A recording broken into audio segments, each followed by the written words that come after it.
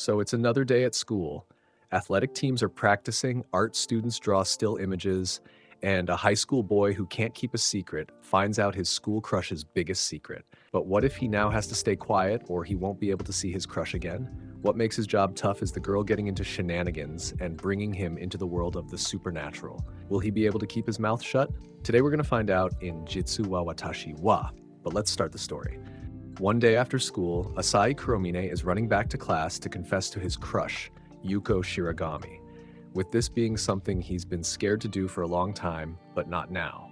He runs knowing he'll probably get rejected, but he's adamant in telling her how he feels, so at least she knows. The student is known for oddly staying in the classroom after school.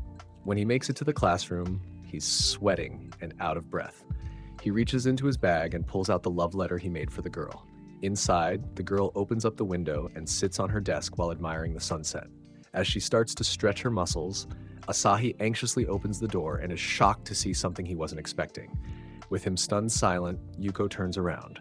The two lock eyes, both shocked and scared. Then they both, on instinct, scream at the top of their lungs. Earlier that day, Asahi proved how big of a nerd he is, sporting glasses and playing card games with his friends who are also at the bottom of high school society. Asahi and his friends, Sakurada, Shimada Yuta, and Kanade Okada, play a game of Go Fish Poker, with Asahi comedically losing as he has no poker face. Sakurada always feels like he's committing a crime or doing something sacrilegious when he's against Asahi, as he has terrible luck. All the friends agree as he's terrible at games. Yuta nicknames him Leaky Basket, and Asahi defends himself, saying baskets are meant to have holes. But the stoic cool guy of the group, Oka, tells him it's because he's a leaky basket, why he has even more holes than normal. Asahi is a social outcast because his class knows he's a good guy, but can't, under any circumstance, keep a secret or lie, which is why he's given this nickname. So with this insult coming from people he considers friends, it makes him feel bad, but Oka comes to his defense. He says Asahi needs to see the bright side. He can't keep secrets, so that makes him the most trustworthy, as he would never betray his friends. This makes Asahi cry in happiness. In class, he thinks about this, believing he can still hide his own secrets when he wants to. But then the teacher, Akari Komoto, nicknamed Badass Teacher, calls on a student to read. This being Asahi's crush, Youko Shiragami. This is the only secret he's managed to keep, as he finds the girl breathtaking and mysterious. The young lady is known as the first student to arrive at the academy. For no apparent reason, she tends to be a loner during breaks and is also the last to leave the school. In class, she finishes the reading and glances back to find Asahi staring at her. This eye contact unnerves him, causing him to stumble into Yuta's desk. Making a fool of himself in front of everyone, he's grabbed by their teacher, an unconventional figure with a delinquent-like demeanor, who demands he keep quiet and focus on the lesson. While shaking him, another student, Nagisa Aizawa, nicknamed Iron Lady, intervenes, firmly requesting the teacher put him down and get back to teaching. She also scolds Asahi, warning him to take his studies seriously or risk ending up in a dead-end job. With both sides agreeing, the class resumes. At lunch, Asahi's friends come to get him. As he stands, he notices some female students inviting Shiragami to join them. However, she politely declines. Later, during gym class, while Yuta is busy ogling the girls during their stretches, Asahi's attention is drawn to Shiragami. She remains in the shade, avoiding the others. Asahi recalls seeing her tan instantly from sun exposure once before, a clear sign of her extremely sensitive skin. After school, Asahi's friend Oka notices that he's been staring a lot at Shiragami, prompting him to ask if Asahi plans to confess to her. This causes Asahi to do a comedic spit take, questioning how Oka knows, only to stop himself mid-sentence. His friends awkwardly sweat drop as it's painfully obvious to them Asahi has been checking her out an unhealthy amount. Asahi tries to explain that this is a recent realization, but his friends burst his bubble by revealing he's been like this since last fall of their freshman year. Yuta and Sakurada try to support him, saying everyone has secrets, but surprisingly, it's Oka who advises against confessing. Oka reminds Asahi of the brutal rejection he suffered last summer from none other than the class rep, Nagisa Aizawa. In a flashback, Asahi and Nagisa are behind the school. Nagisa coldly rejects him, stating she has no interest in him at all. Despite Asahi's attempts to explain, she cuts him off, finding it irritating that he would persist in a battle of love he has no chance of winning. Her words are so harsh that even his friends shudder in sympathy. Returning to the present, Oka tells Asahi to confess quickly to avoid another brutal rejection. Though hesitant, Asahi thanks his friends for their support, but he can tell they doubt Shiragami will say yes. Later, Asahi stumbles upon Shiragami in an empty classroom, revealing bat-like wings surrounded by small bats. She happily exclaims how much she enjoys spreading her wings in private, until she notices Asahi watching her. Turning around, she confronts him, asking if he saw anything. Asahi nervously denies it, but it's clear he did. Meanwhile, outside the school, Asahi's friends grow concerned about his absence. Oka suggests checking on him, but before they can leave, they're intercepted by Akemi Mikan, the journalist club president. Known for her motto of never letting a secret slip by, she presses them for Asahi's whereabouts. Knowing her persistence, they run to protect their friend. Back in the classroom, Shiragami confesses that she is indeed a vampire. Distraught, she berates herself for not waiting until she got home to reveal her wings. Her Kansai dialect slips through as she speaks, which surprises Asahi, as she usually sounds polite and proper. He starts asking her questions, like whether vampires turn to ash in sunlight. Shiragami dismisses this, explaining she simply tans easily. Asahi is disappointed, feeling his mysterious image of her shatter.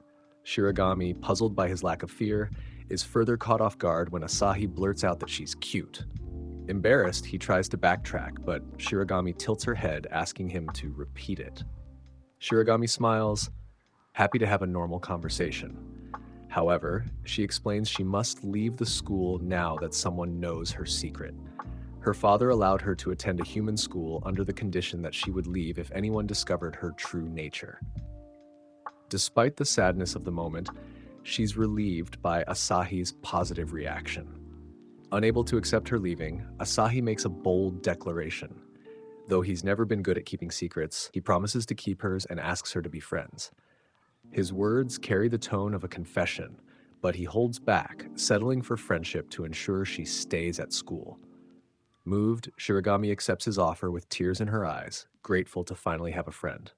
Walking home, Shiragami comments that she suspected Asahi knew she was a vampire because he kept staring at her. Mortified, Asahi keeps the real reason a secret, leaving Shiragami to assume something embarrassing, like nose hair. Despite her obliviousness, he promises to reveal the truth someday. Unbeknownst to them, the class rep, Nagisa, watches their exchange from afar, surprised by the budding connection between the two.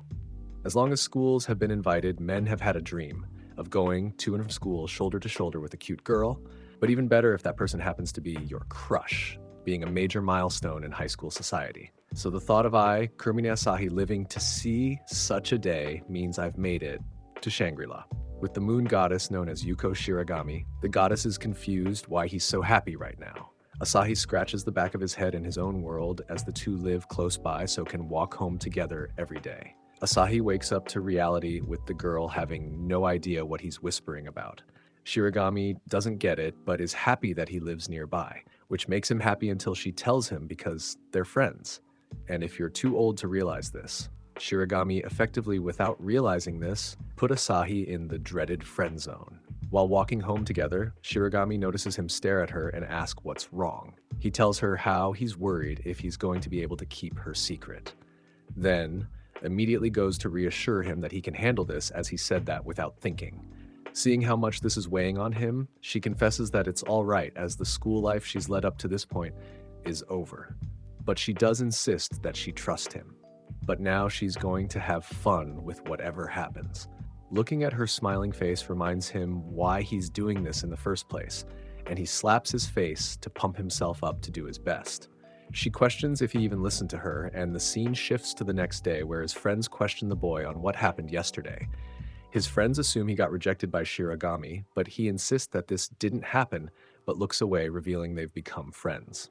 Before they can ask any further questions, the student's main teacher, Akari Kumoto, comes in late with an aching head to class, probably from a night of being out at the bar. The student Nagisa Aizawa, in military fashion, reprimands her teacher in a robotic way, telling her this is unacceptable. As the girl is about to continue, Miss Kumoto stops her as she's now the one holding up class. Nagisa realizes this and apologies. As she sits down, the students name her the Iron Lady for being so stiff. Nagisa blushes and questions who are they calling Iron Lady. She then looks at Asahi as something has been bothering her for a while. Last summer at the end of school, Nagisa pulls Asahi to the side and tells him to stop staring at her as it's annoying her. She picked up on his leering attraction towards it and called him out here during his forced confession to confront him directly, telling the boy she's completely uninterested, with his friends watching in secret, cutting him deep, telling him to pick a new path and walks away happy, while Asahi lies on the ground defeated and broken. Sometime after Nagisa notices that he took her advice, as after this he started to stare at Shiragami. In the present, she admits it made her happy he took the advice, but still mad for some reason. Not realizing she's having a lingering jealousy, he forgot about his crush on her and moved on in a couple of months, as she now finds herself glaring at him. She then has an epiphany as she's questioning if he really liked her, or was it because he found out her secret. Maybe he noticed the bolt on her head, revealing she's a tiny girl in a robotic suit.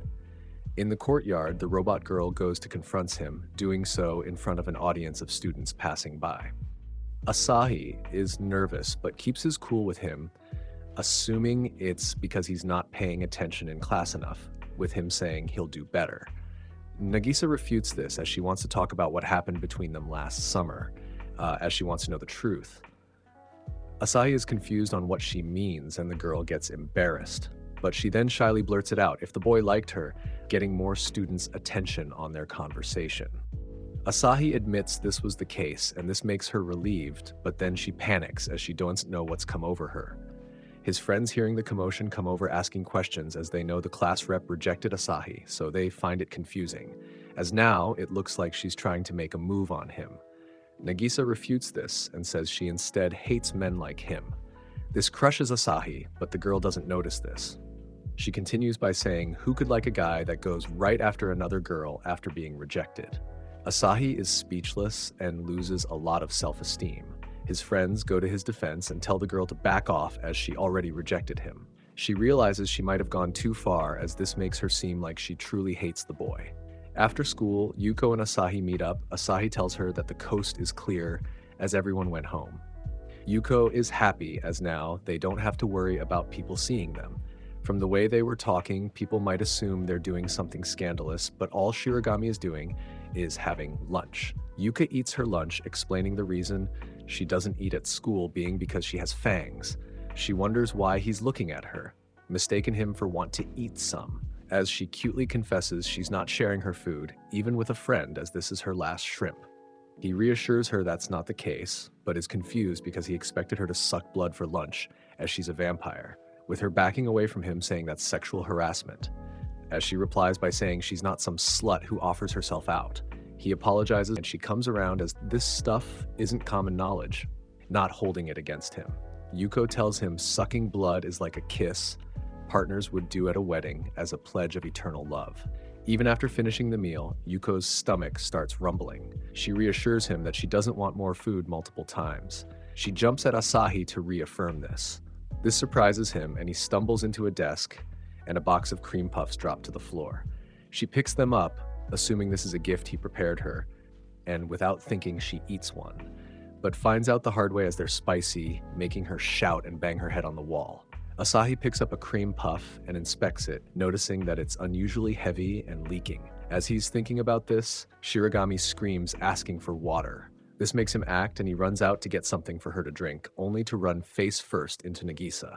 This is when she spots Shiragami on the top of the chalkboard with bat wings. Now it's more official that Shiragami's school life is over. Seeing this, Asahi defends her and begs for the class rep to forget everything she saw today. The room is silent, full of tension. But then, the last thing they expected happened. They think she was going to tell others to just reveal she's an alien in a robot suite, asking what planet Shiragami is from. Asahi is in utter shock seeing this, but Shiragami smiles, thinking she's cute.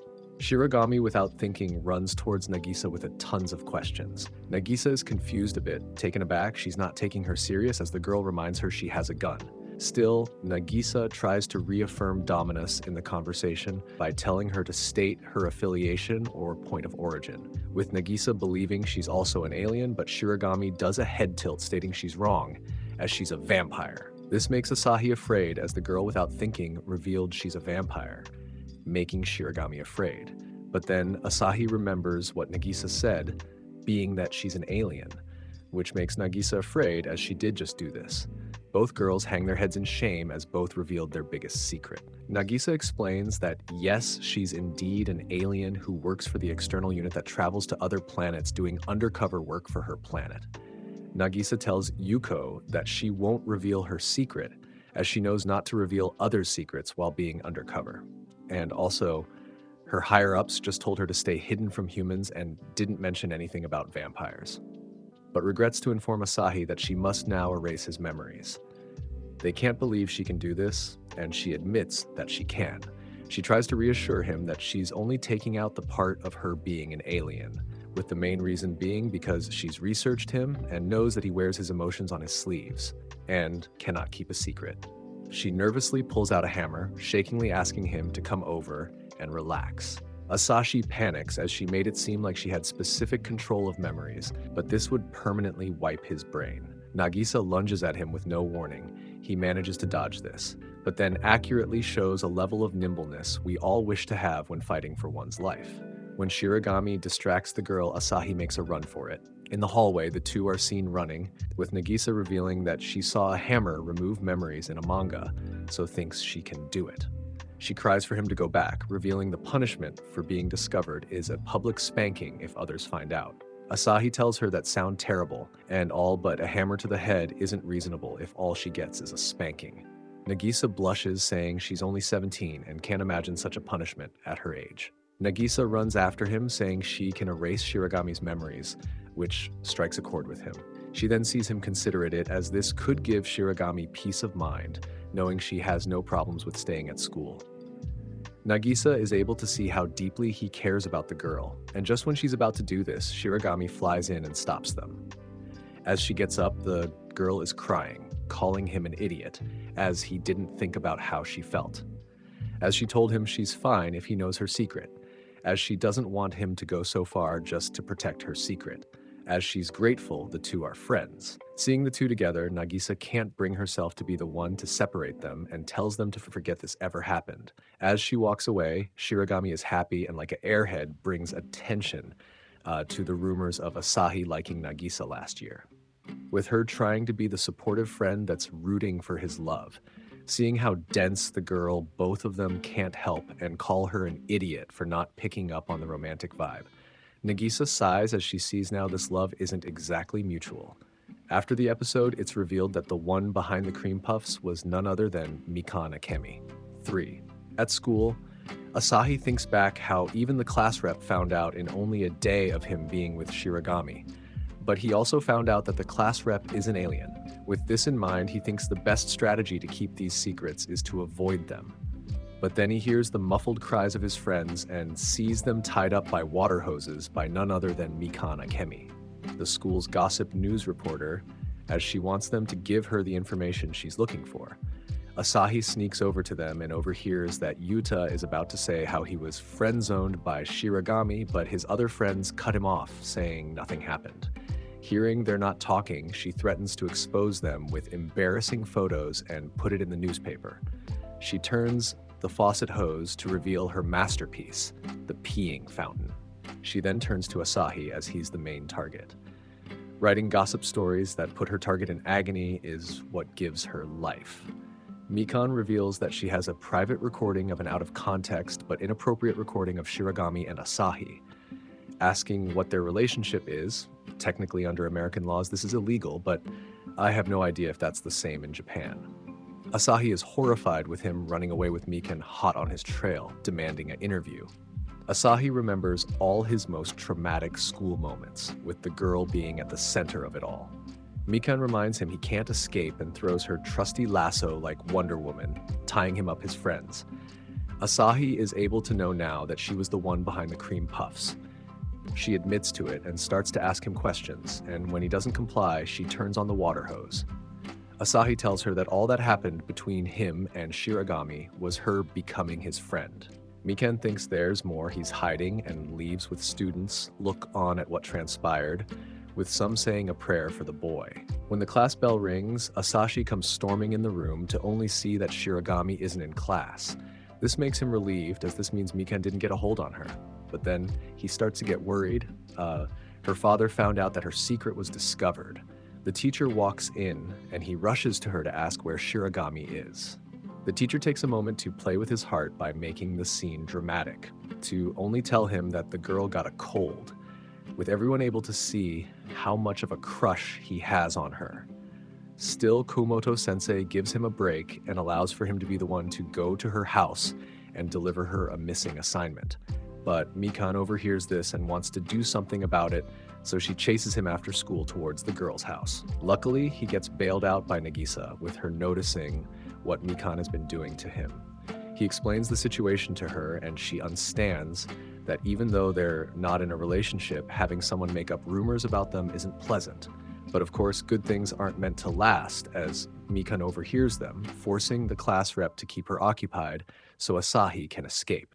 He's able to tell which apartment is hers funny enough, as it's the one covered with bats. He sees the girl in pajamas, happy to be able to see a side to her no one else can. She tells him not to stand there and invites him inside. He tries to refuse, as he now already did his job of delivering handouts, but she insists, but also blurts out that her room wasn't clean before he arrived. Inside, the girl makes him some tea, and he notices that the girl's wings are out, making him assume she's just comfortable with him around. Shiragami admits that the teacher gave her a heads up that he would be the one to come deliver her assignments, so it made him happy. She admits that after moving out her parents' house and coming here, she never invited a friend over. With that being said, he looks around and notices it's kind of plain. Asahi is surprised she does have a coffin to live in, and she admits that this is a luxury item in vampire society, and she doesn't have the budget for one. She gives him a warning not to go snooping around, as that's rude. She singles out the closet, telling him not to open it. Asahi, knowing the type of person she is, assumes the closet is jammed with stuff she usually has lying around. Asahi gets a call from the class rep that Mikan is on her way to Yuko's house for her newspaper, with her apologizing to him as she deems she's failed. In a flashback at school, Mikan paints a picture of the two being caught in the act. While Nagisa is fantasizing on what this would mean, by the time she looks back at Mikan, the girl has already made an escape. Asahi goes to stop her, but is too late as he hears Shiragami yell. When he goes back inside, he sees Mikan under a mountain of stuff that was jammed in the closet, with the girl coming through the window. The next day, the girl publishes a story about Asahi and Shiragami having a romantic meeting at her luxury apartment. His friends are jealous, but root him on. Asahi takes down the picture, but Mikan reminds him that he carries copies. Asahi goes chasing after Mikan to get the data, but runs right into Shiragami, who reminds him not to run in the halls. Asahi doesn't want to worry the girl, so he lies, telling her nothing is wrong. She knows this and is annoyed by it. That's when Oka goes to talk with Shiragami. The two aren't acquainted much, but she's seen him in class. Oka asks if she knows why Asahi has been acting so desperate lately. Shiragami reacts to this, giving Oka all he needs to know. Oka catches up to Asahi, who's searching for Mikan. Oka tells him that Mikan is on the roof. Asahi is about to run after her, but he's stopped by Oka, who tells him why Mikan is picking on him, telling him it's all because he resists showing he cares about what she thinks. At first, when he makes it to Mikan, he tries to appeal to her humanity and begs her to just leave this story alone. But it doesn't work. Remembering what Oka said, Asahi then tells Mikan to post the story about him and Shiragami, as he's happy to be a part of her newspaper. This puts Mikan in total agony, as the last thing she wants is to have people happy to be a part of her newspaper, with her giving up on the story entirely.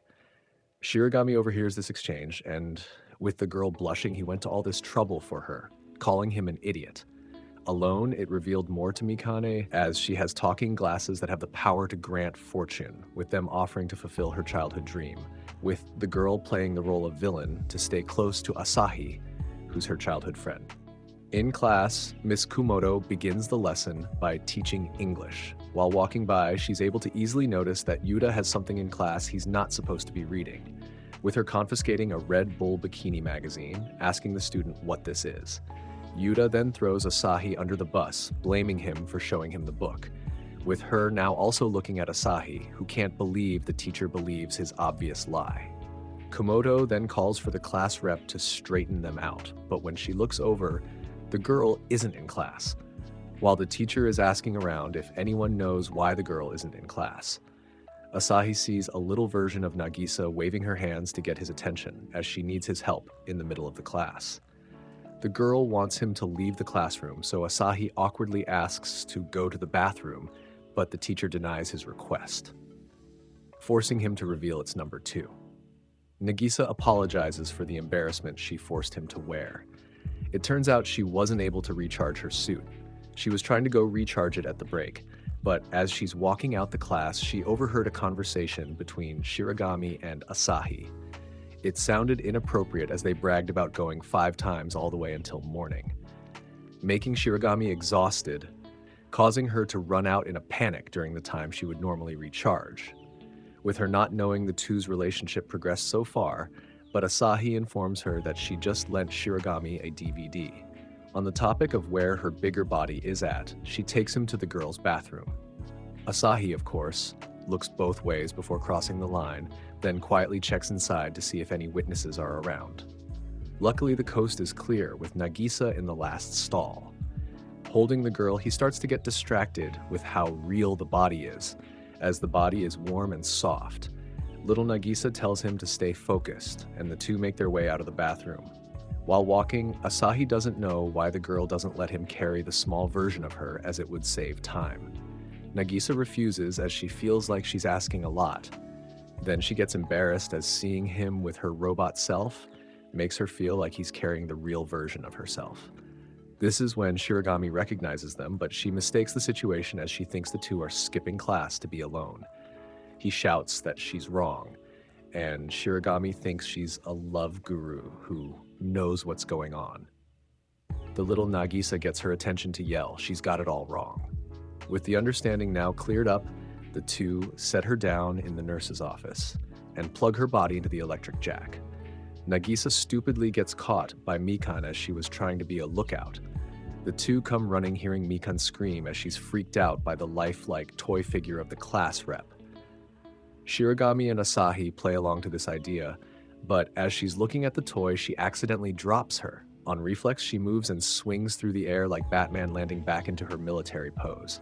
But instead of being impressed, this only freaks out Mikan more as the figure just moved on its own like Toy Story. Mikan then does the only thing reasonable to do and looks up her skirt. The two question her on what she's doing, confusing the girl as this is like the first thing you do if the figure has a skirt. Nagisa didn't break character but is embarrassed. But things go from bad to worst as Yuta Shimada walks over asking what they're doing, with Mikan showing him the figure, with him now wanting to do the same, with Asahi knowing it's up to him to save the class rep from what is about to happen, as it's a fate worse than death. Asahi asked to have the figure, with Mikan getting the wrong idea as he entered the conversation when Yuta did so. She assumes she wants to do something bad to the figure. He assures her that's not the case, but Shiragami switches sides, and even Nagisa is worried as he does a bad job of explaining. He then lies, saying he was the one that made the figure, which raises up more questions. Why and how does it have such great detail? With Mikan coming to the conclusion he's fantasized about her so much he's gone insane, with the girls nicknaming him Eromine-kun, Asahi just grabs Nagisa and takes off running, with the girls running after him.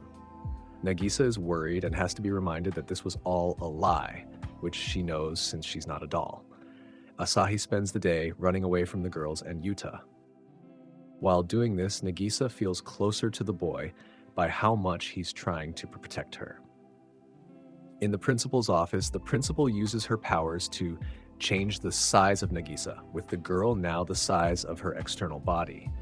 The two don't know why she's bigger, and as Asahi is looking at Nagisa, he can tell the only difference between the two. Nagisa is the antenna. The girl gets embarrassed by how much he's staring at it. The two are overheard by the girls and Yuta, with them being outside, demanding that Asahi come out with the doll. Nagisa creates a distraction and runs out, with the mess being cleared up as no one has the doll, with the principal turning Nagisa back into her small form.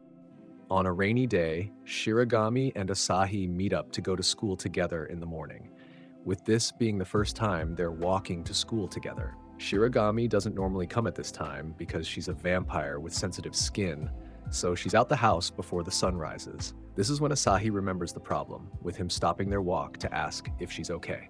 Shiragami is confused, and Asahi reminds her that she easily tans when the sun comes out. With the weather saying the rain will be gone by noon, Asahi offers his umbrella to her, and she sees no reason to take it while it's raining.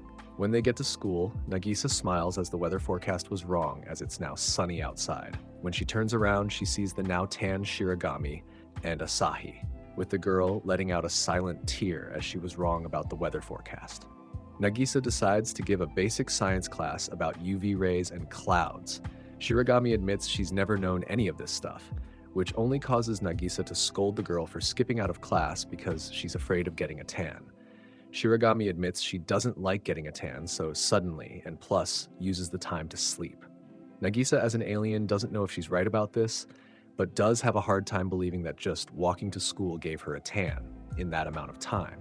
Then she asks a more personal question of if the suntan is in the outline of her uniform. The girl dumbly goes to check, not thinking that Asahi is still around. But the boy is calmed down by the burning inferno. That is Nagisa, who smacks him so hard her hand is smoking. He apologizes, and she turns her attention back to the vampire girl as she now understands just how serious this problem is for her. She makes a reference back to her days training in the military on her home planet, and to Shiragami, this all sounds like fun, with her wishing she could be like Nagisa. Nagisa likes the sound of that, and in her own military way offers to be her instructor. Shiragami actually welcomes this, and Nagisa demands the girl call her instructor. The three then go outside, where Nagisa says her first lesson is to learn to dodge enemy fire. While Shiragami is focused on the lesson giving a salute, Asahi is admiring the girl in her PE uniform. Nagisa tells the girl she needs her to move smoothly from shadow to shadow. Shiragami calms her mind to get in the zone, with her visualizing how to move like a shadow from shade to shade. She looks at the sun, waiting for it to drop its guard so she can make her move, but after a while, she falters. She yells back at Nagisa that the enemy isn't lapsing fire. Nagisa gets more nervous about as she's right then, she tells her a little damage is to be expected and instructs her to charge. Shiragami does so and dive to the other tree's shadow. Nagisa is cheering her enthusiasm, while Asahi can see how this could escalate. After the sun goes down, Shiragami can be seen done with her training, burning with unyielding spirit. Apparently, the two girls didn't feel like the training was enough, and they were inspired to stay there until nightfall. Asahi feels like he understands the girl's desperation to rid herself of this problem and feels a bit left out. As he also wants to help this girl, so he stayed up all nighty researching vampire weakness and labeled out ways to help her, comedically using a movie guide on vampires. Shiragami then calls over Asahi, with him being surprised to see her while the sun is out. Shiragami gives him a smug smile as she's made it here unscathed. Asahi is questioning why she's in her PE clothes, but this is stopped as the class rep walks up soon after, with her staying the night at Shiragami's house so she can watch her performance, nicknaming her trainee Shiragami, who replies back in military fashion. Nagisa tells the girl to show her the results of her training, and with that, the girl runs to school, using the shadows as cover, but it soon becomes ridiculous as the girl would go side by a moving car, nosedive on the floor and hide in the shadow of pedestrians. The normal citizens have no idea what the crazy girl is doing, but think maybe she's battling spirits. The group go to the Japanese market street, and the girl stops at tea stand that sells garlic. Asahi pulls out his guide on vampires, with the booklet saying that it turns a vampire blind. A store owner comes over to give Shiragami a free sample of garlic. Asahi, feeling he needs to protect her, runs in front to eat the free samples, which looks weird to bystanders when he spits it back up. Shiragami then stumbles to the next stand of an American foreigner who's stuck in the 70s, gifting her a cross necklace to wear. In legend, the cross can turn a vampire to ash. As the girl is becoming increasingly more nervous about the object, Asahi grabs it and chucks it far away. But the moment is made humorous as a dog brings back the cross as if it was a game of fetch. Asahi looks at the girl as he thought she was afraid of the cross. As she plays with the dog, she tells him the cross just makes her angry. While walking to school, both girls call the boy smelly from all the running and garlic he ate. Shiragami informs him also that garlic doesn't make her blind, but it's like onions for her as it makes her cry. Nagisa has to admit there are a lot of traps to keep the girl in the sun, and Shiragami is even more motivated to train harder. But the group reaches a crossroad as the rest of the journey will be in the sun. Shiragami laments how she can avoid crosses and garlic, but the sun is inescapable. She was hoping she'd finally be able to go to the plaque she always wanted to visit. As she's about to accept her fate, Nagisa stops her and brings up an option for the girl to wear armor, sorta like how astronauts wear in space. As the two are coming up with ridiculous ideas on suits she could wear, Shiragami stops them as it's alright, with the girl already showing signs of tanning. Seeing the defeated look she's making, Asahi can't stand back and let this happen. Luckily, he comes up with an idea. He asks the girl if sunscreen works on vampires. Nagisa doesn't think this would work, as of course the girl would have tried it, but looking at Shiragami's guilty face, they both know the truth. The next day at school, the girl is happily about to enjoy her first day in gym class, but the moment she spots the two, she takes off running.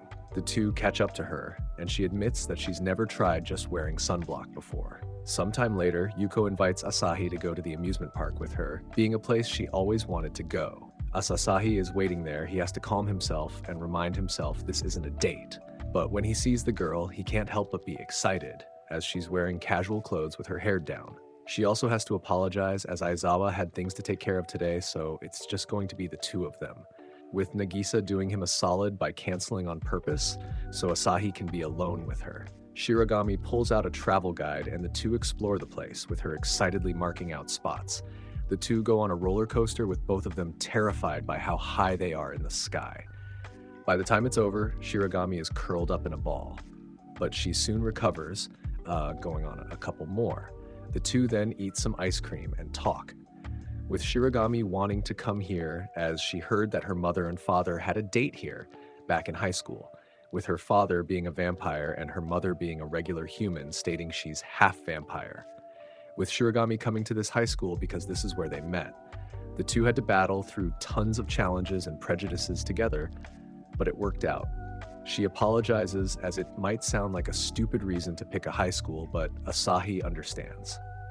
Shiragami then sees the similarities between his mother and father to her and Asahi, telling him she's not saying the two are a couple because of it. Wanting to change the subject, she drags him into a haunted house. Throughout the trip, the two become closer as the girl is afraid of the haunted house's attractions, until she sees a bad interpretation of a vampire that wants to suck their blood. When the two leave the ride, Asahi becomes curious about the supernatural world, asking if ghosts, werewolves, or other such legends exist. Shiragami stops to tell him they do exist, as her best friend is a wolfman, being her childhood friend. Back at Shiragami's household, her father is giving a command to his underling, being the very same wolfman. The father instructs the boy to go to her school to see if Shiragami is keeping up her end of the deal. And if it turns out that she's been discovered, he's to end her school life without mercy. The wolfman understands and leaves. This is where we're going to have to leave off for today. If you like this video, here's another one just like it that you should check out. I will be breaking this anime down into multiple parts. Now, if you liked this video, make sure to like the video. Why not subscribe? I'll be uploading daily videos like this one. I'll see you next time.